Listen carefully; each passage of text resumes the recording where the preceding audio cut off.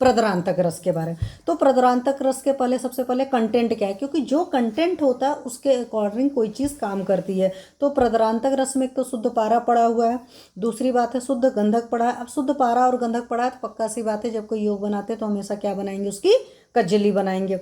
ठीक है, इसमें वंग भस्म में भी पड़ी हुई है, फिर इसमें चांदी भस्म भी पड़ी हुई है, और इसमें खपरिया भस्म भी पड़ी है। अगर वो नहीं होता तो उस केस में आप यशद भस्म ले सकते हैं खपरिया के अभाव में। कौड़ी भस्म भी पड़ी हुई है। और ये सारी चीज़ें जो हैं आपकी 3-3 माशा हैं, मतलब चाहे पारा हो, चाहे गंधक हो, चाहे वंग भस्म हो, चाहे चांदी हो, चाहे खफरिया हो, चाहे कौड़ी हो, ये सारी चीज़ें 3-3 माशा पड़ी हुई। बट इसमें लौ भस्म जो है वो 3 तोला पड़ा हुआ है।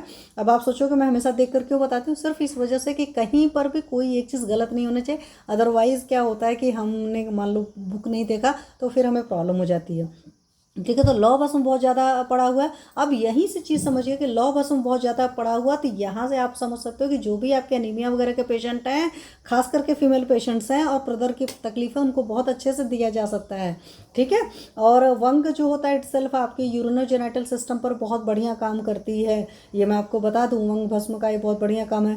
पारा गंधक की जो कजली हो गई इटसेल्फ बहुत सारे काम करता है। पारद एक योगवाही तत्व है, हर चीज़ के पावर को बढ़ा देता है। तो जो यहाँ पर सारी चीज़ें पड़ी हुई हैं उनको और ज़्यादा इफिकेसी बढ़ा देगा, उनकी ड्यूरेबिलिटी बढ़ा देगा, और एज ए प्रिजर्वेटिव भी बहुत बढ़िया काम करता है। तो एक साथ पारद के बहुत सारे रोल होते हैं। तो जो पारा गंधक की कजली है, बहुत सारे लोग बहुत माइन्यूट अमाउंट में हर्बल ड्रग्स में भी मिलाते हैं, उनको सस्टेन करने के लिए, लॉन्ग टर्म तक रखने के लिए, उनकी इफिकेसी बढ़ाने के लिए।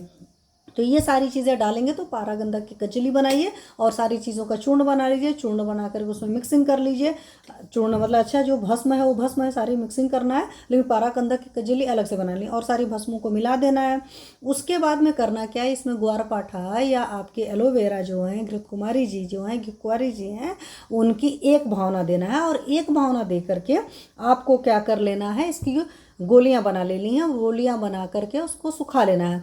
अब ये जो गोलियां आप बनाएंगे, इसकी जो मतलब कह सकते वेट है, दैट शुड बी 1 रत्ती। तो 1 रत्ती की ही मात्रा होगी, इस बात का आप पूरा पूरा ख्याल रखेंगे।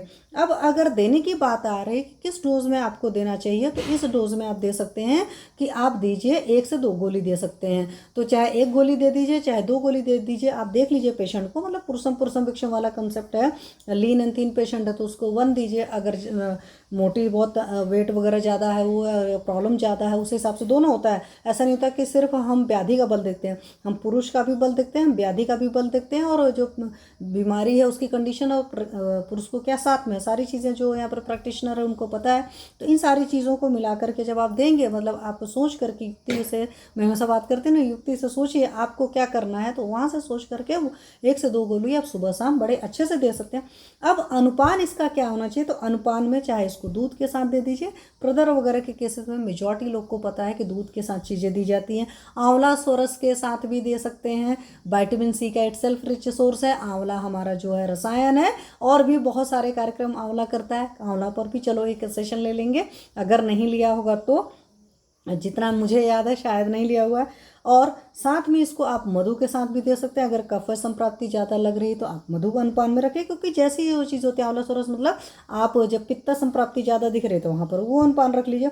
गुड़हल के पुष्प का पानी, जपा पुष्प जो है, रात भर भिगो दीजिए और फिर मसल लीजिए और सुबह उसका पानी निकाल लीजिए, आप उसके साथ भी दे सकते हैं।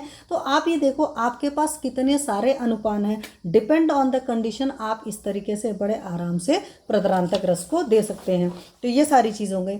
अब चलिए बात करते हैं प्रद्रांतक मतलब